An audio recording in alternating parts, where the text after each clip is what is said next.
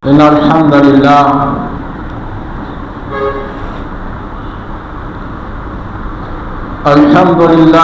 رب العالمين، ولا عاقبة للمتقين ولا عدوان إلا على الظالمين. أشهد أن لا إله إلا الله شهادة تنجي قائلها من عذاب الله الأليم،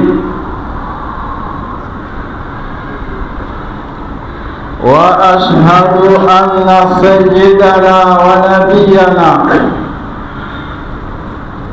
محمد صلى الله عليه وعلى آله وصحبه ومن تبعهم بإحسان إلى يوم الدين، ثم أما بعد. يقول الله تعالى: يا أيها الناس اتقوا ربكم الذي خلقكم من نفس واحدة وخلق منها زوجها وبث منهما رجالا كثيرا ونساء، واتقوا الله الذي تساءلون به والأرحام إن الله كان رقيبا. ويقول تعالى: يا أيها الذين آمنوا اتقوا الله حق تقاته ولا تموتن إلا وأنتم مسلمون. Ndugu zanguni katika imani, hatuna budi kumshukuru Allah subhanahu wa ta'ala na kumtakia rahma na amani mtume wetu Muhammad sallallahu alayhi wasallam. Usikum bitaqwallah, na kuhusieni baada ya kuhusia nafsi yangu kumcha Allah subhanahu wa ta'ala. Takwa ni wajibu kwa kila mmoja wetu katika Uislamu kuhakikisha kwamba anashikamana na takwa. Ni jukumu la kila mmoja wetu, lakini pia dini ya Kiislamu au sheria ya Kiislamu haikuacha hivi hivi, isipokuwa ikatuhimiza sisi Waislamu tuweze kuhusiana juu ya uchamungu. Bali sisi si watu wa mwanzo kuhusiana juu ya takwa. walaqad wassayna alladhina utul kitaba min qablikum wa iyyakum an ittaqullah, tuliwahusia wale waliokuwa kabla yenu nyinyi.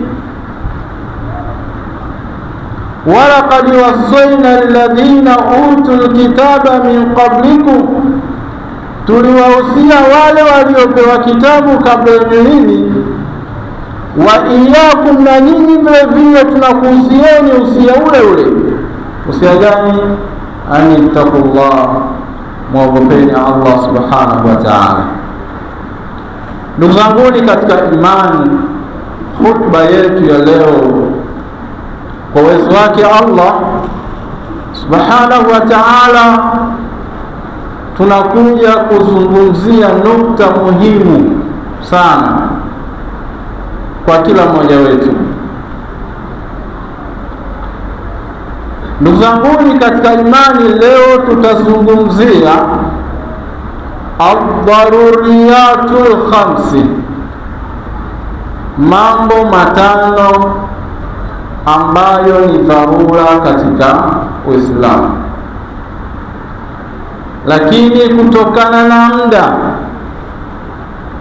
hatuwezi tukayazungumzia yote, bali tutazungumzia moja tu. Ndugu zanguni katika imani, tunapoangalia maqasidu sharia, yale makusudio ya sheria, makusudio ya dini ya Kiislamu kwa watu wake, au kwa maana nyingine ahdaful Islam, yale malengo ya Uislamu kwa Waislamu wenyewe,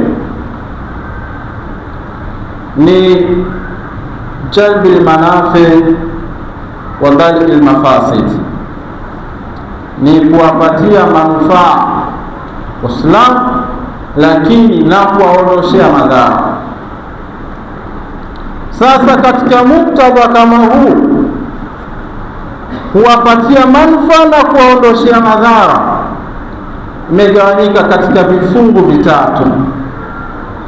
Kifungu cha kwanza kikapewa jina la adharuriyatu, mambo ya dharura, mambo ya muhimu, kwa maana bila haya mambo basi maisha hayawezi kuendelea, na kama yataendelea basi yataendelea pasina utaratibu maalum.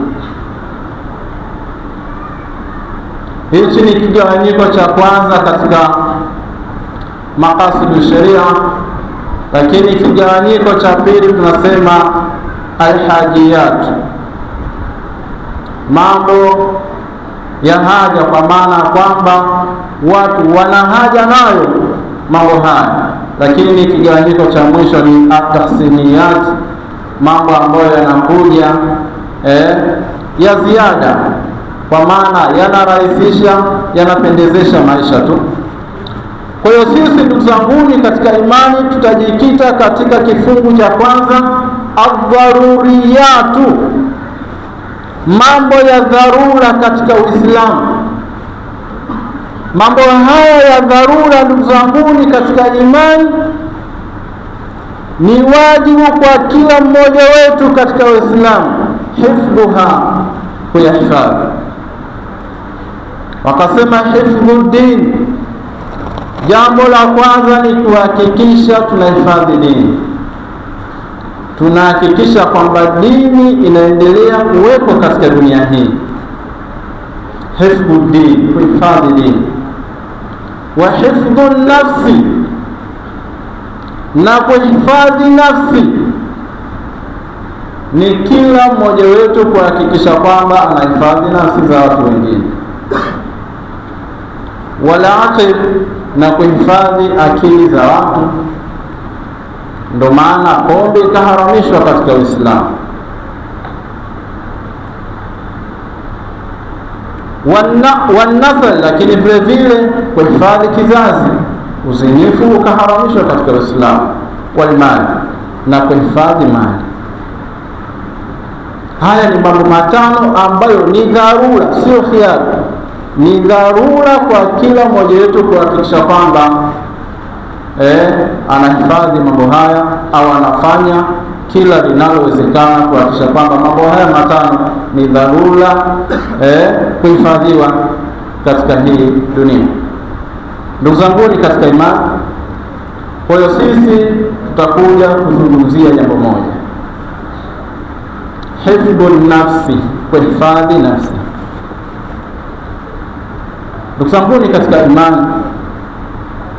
nafsi ni muhimu sana kuhifadhiwa. Lakini nini maana ya hifdhu nafsi? Maana yake ni nini? Wanasema hifdhu al-arwahi min at-talaf fi al-islam, sawa'un fi al-islam au fi al-mujtama bishaklin 'am. Ndugu zangu katika imani, kuhifadhi nafsi, wanasema hifdhu al-arwahi, kuhifadhi roho za watu, anitalafi au minatalafi, kutokana na kuharibika, imma katika dini yetu ya Kiislamu au katika jamii. Wana wajibu wa kuhakikisha kwamba wanafanya kila linalowezekana kuhifadhi roho za watu.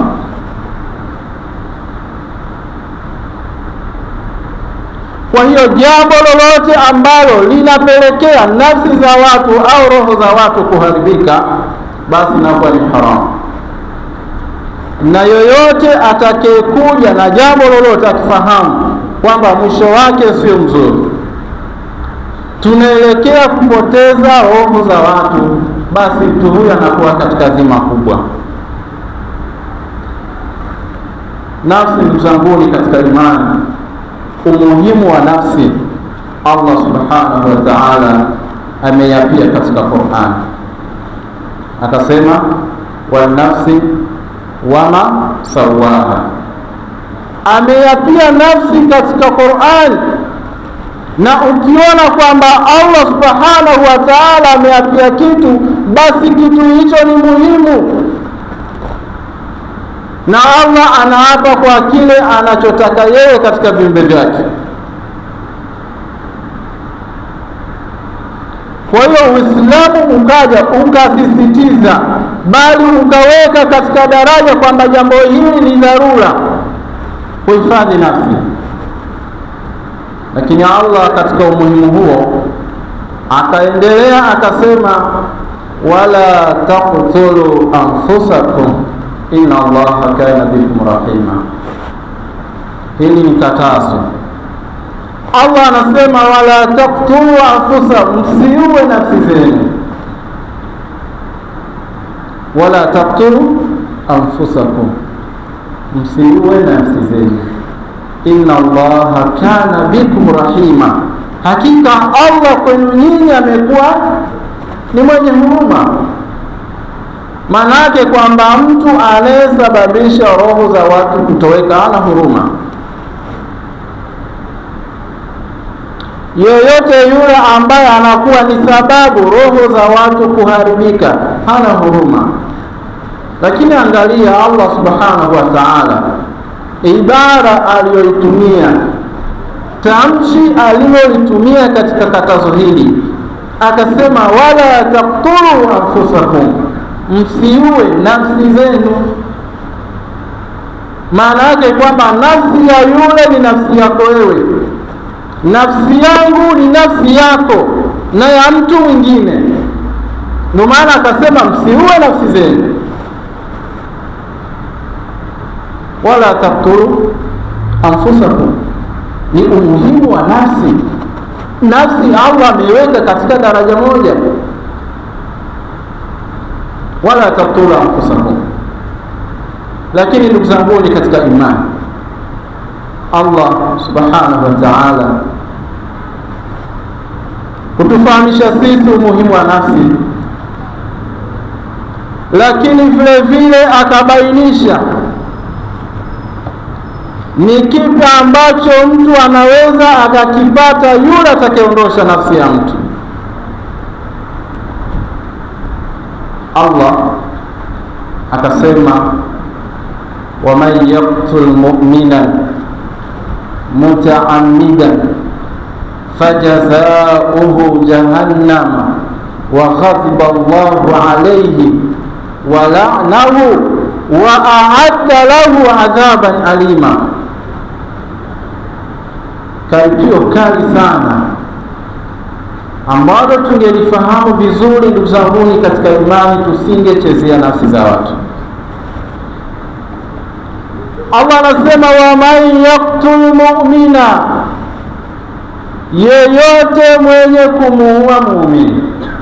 Metajwa muumini kwa nafasi yake, lakini maana yake ni kwamba atakayemuua mtu yoyote mutaammidan, kwa maksudi. Wa man yaqtul mu'mina almutaammida, yoyote mwenye kumuua muumini kwa maksudi bila ya haki yoyote. Allah akaendelea akasema fajazauhu jahannam, makazi ya mtu, malipo ya mtu huyu ni moto wa jahannam. Pia tunasema kwamba yoyote yule anayesababisha watu kuuawa bila ya haki, fajazauhu jahannam, malipo yake ni moto. lakini mtu huyu aliyefanya kitendo hichi anaendelea kuishi katika hii ardhi. Allah akasema wa ghadiba Allahu alayhi, mtu huyu ataendelea kuishi katika ghadhabu za Allah subhanahu wa ta'ala, katika makasiriko ya Allah.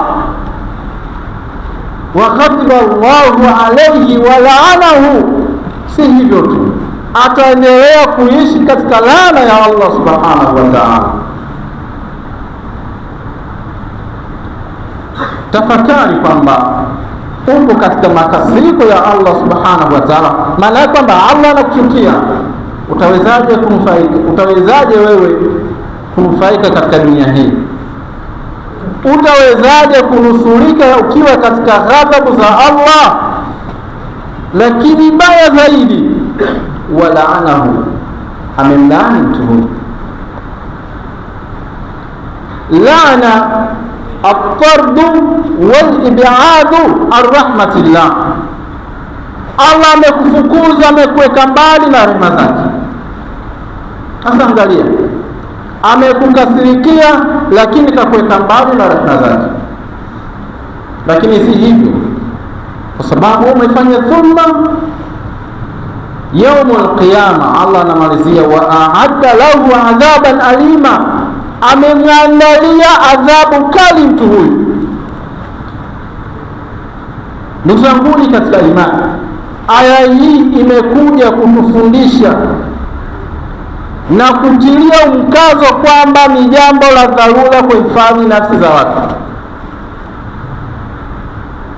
na wala si jambo la mchezo kwamba watu kuchezea nafsi za watu.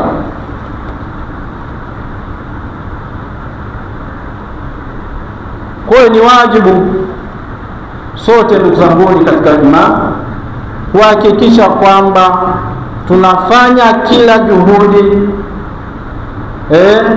katika tuhakikishe kwamba roho za watu zinaendelea kuishi salama. Tofauti na hapo tutakuwa katika hali mbaya sana.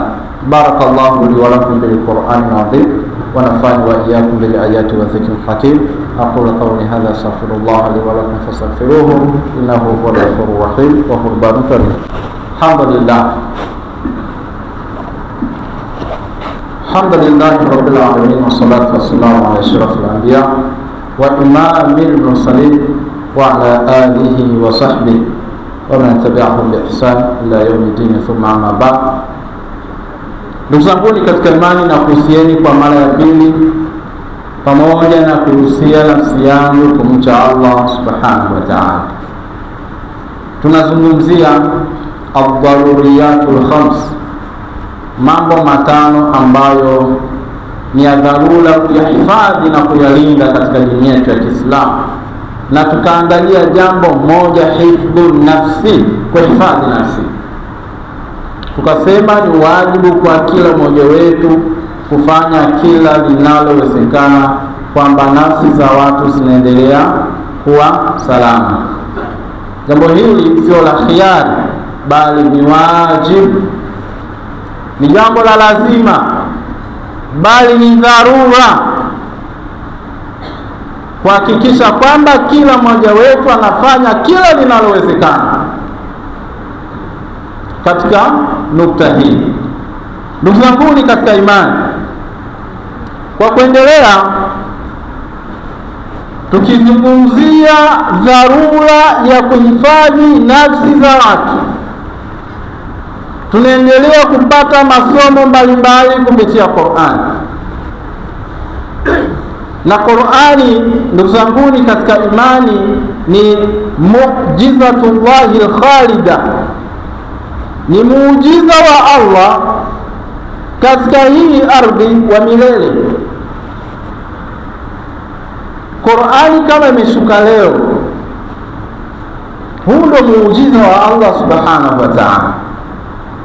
Sasa katika kusisitiza umuhimu wa kuhifadhi nafsi za watu, roho za watu, Allah subhanahu wa ta'ala katika surati al-Maida aya nambari 32 anaendelea kwa kusema waktabna ala bani Israil annahu man qatala nafsan bighairi nafsin au fasadin fil ardi fakaannama qatala an-nasa jami'a wa man ahyaha fakaannama ahya an-nasa jami'a. Angalia aya hii ndugu zangu katika imani, ala kizungumzia bani Israeli kwamba tumeandika na kufaridhisha juu ya bani Israeli kitu gani? Ala anahu, kwa hakika, man qatala nafsan bighairi nafsi,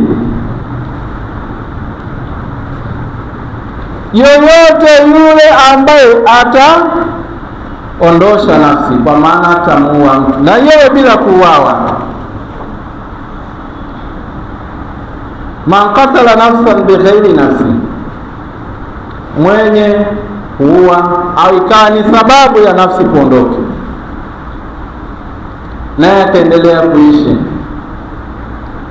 Kwanza jambo hilo Allah subhanahu wa ta'ala anasema fakaannama qatala an-nasa jami'an, kuwa nafsi moja tu, kuwa ni sababu ya nafsi moja ya mtu, roho ya mtu kuondoka katika hii dunia, mtu huyo mmoja tu, fakaannama qatala an-nasa jami'an, unabebesha zigo kama umeua watu wote katika hii dunia. Annahu man qatala nafsan bighairi nafsin au fasadin fil ardi, atakayeua nafsi, kuondosha nafsi katika hii dunia, nafsi moja, kwa maana mtu mmoja, fakaannama qatala an-nasa jamia, ni kama vile ameua watu wote. Kwa ndio maana tunaimizana ndugu zangu katika imani masala ya amani, kwa sababu bila amani kupatikana tunaondosha nafsi za watu. Sasa angalia kwamba umeondosha nafsi moja tu, wewe kama umeondosha watu wote. Waman ahyaha, na mwenye kuokoa nafsi moja, fakaannama ahya an-nasa jamia, ni kama vile ameokoa watu wote. Ndio maana mwanzoni nikasema nafsi yako ni nafsi ya mwingine, kwa umuhimu wa nafsi. Nafsi si ya kuchezea. Nafsi ya Allah ameipatia uzito. Nafsi ya mtu mmoja ni kama nafsi za watu wote, na ukiokoa ikiwa ni sababu ya wewe nafsi kuendelea kuishi, Allah anasema fakaannama ahya an-nasa jamia, ni kama vile umeokoa watu wote katika hii dunia. Yote ni katika umuhimu wa kwamba tuendelee kuhifadhi nafsi za watu, ni jambo la dharura. Ndugu zangu katika imani, katika umuhimu wa nafsi, katika umuhimu wa nafsi, Allah subhanahu wa ta'ala akaweka kitu kinachoitwa qisas, kwamba atakayeua na yeye auliwe, na akasema walakum fil qisasi hayatun ya ulil albab. Allah anasema nyinyi mnayo maisha kupitia qisas, kwa sababu mtu akifahamu kwamba mimi nikiua mtu nitauawa, hawezi kuua mtu, kwa hiyo watu wataendelea kuishi. Na Allah akasema walakum fil qisasi hayatun, mna maisha kupitia qisas. Hii yote ni kuhakikisha kwamba nafsi za watu zinaendelea kuwa salama. Kwa kumalizia, ndugu zangu ni katika imani, tuendelee kulinda nafsi. Sasa hapa tulikuwa tunazungumzia kuua nafsi, kuondosha nafsi, au mtu kuwa ni sababu ya nafsi kuondoka au kuharibiwa. Lakini Mtume alayhi salatu wasalam, bali sheria ya Kiislamu katika umuhimu wa nafsi umekataza mtu kujiua. Mtu kujiua tu amekataza, acha kujiua, bali hata kutamani kufa. Mtume anasemaje? Anasema la yatamanna yanna ahadukumul maut, astamani mmoja wenu kufa, bidhurrin nazal, kwa jambo lolote baya ambalo limemkuta mtu huyu. Kakutwa akaona maisha yamekuwa magumu, bora mimi nife. Unakatazwa katika Uislamu. La yatamanna yanna ahadukumul maut, astamani mmoja wenu kufa, fa in kana la budda mutamannia, kama basi takuwa ni hamna njia nyingine tofauti na kutamani kufa, bali unapewa utaratibu, faliyakul, basi sema Allahumma ahyini ma kanat alhayatu khayran li, Allah endelea kunipatia uhai, kama kuendelea kunipatia uhai ni kheri kwangu mimi. Waweza kutamani kifo, lakini kifo kikawa si kheri kwako wewe kwa muda huo. Kwa hiyo sheria ikakukataza, la yatamanna yanna ahdukumul maut, astamani mmoja wenu kifo, bidhurrin nazal, kwa jambo baya ambalo limemfika.